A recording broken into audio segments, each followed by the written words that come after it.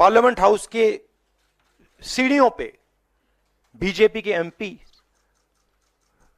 लकड़ियां लिए हमारे सामने खड़े होते हैं, हमें अंदर नहीं जाने देते हैं, और उसके बाद अब ये थोड़ा सा अपना फिर से ये डिस्ट्रैक्शन करने की कोशिश कर रहे हैं। रियलिटी ये है, मेन इशू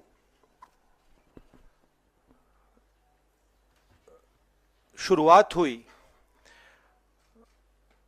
पार्लियामेंट से कुछ दिन पहले, अदानी जी का वो यूएस में केस आया, और पूरे टाइम बीजेपी ने उस पर डिस्कशन रोकने की कोशिश की, और बीजेपी की बेसिक स्ट्रैटेजी थी कि ये अदानी का जो मामला है इसकी कोई चर्चा ना हो, इसका कोई डिस्कशन ना हो, ये दब जाए।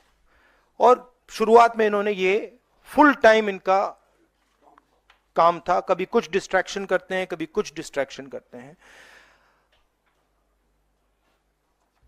उसके बाद अमित शाह जी का बयान आता है, और हम पहले से कह रहे हैं कि जो बीजेपी आरएसएस की सोच है, एंटी कॉन्स्टिट्यूशनल सोच है, एंटी अंबेडकर जी की सोच है, और जो अंबेडकर जी की मेमोरी है, जो उनका कंट्रीब्यूशन है, उसको ये लोग मिटाना चाहते हैं, खत्म करना चाहते हैं। और डायरेक्टली इनके मंत्री ने, होम मिनिस्टर ने डायरेक्टली सबके सामने जो उनका माइंडसेट है वो सबके सामने उन्होंने दिखा दिया। हमने कहा कि अपॉलॉजी होनी चाहिए और उनको रिजाइन करना चाहिए, नहीं किया, और आज फिर से इन्होंने एक नया डिस्ट्रैक्शन शुरू किया है।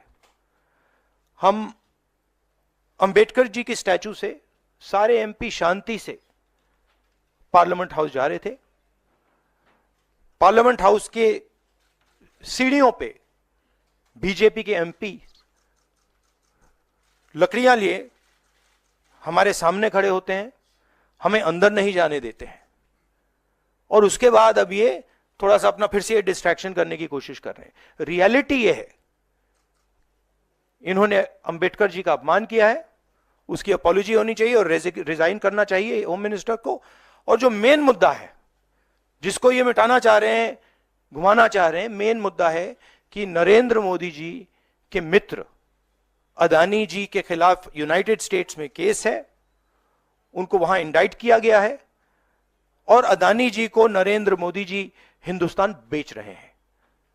यह मेन मुद्दा है, और इसकी डिस्कशन ये लोग नहीं चाहते हैं। Thank you.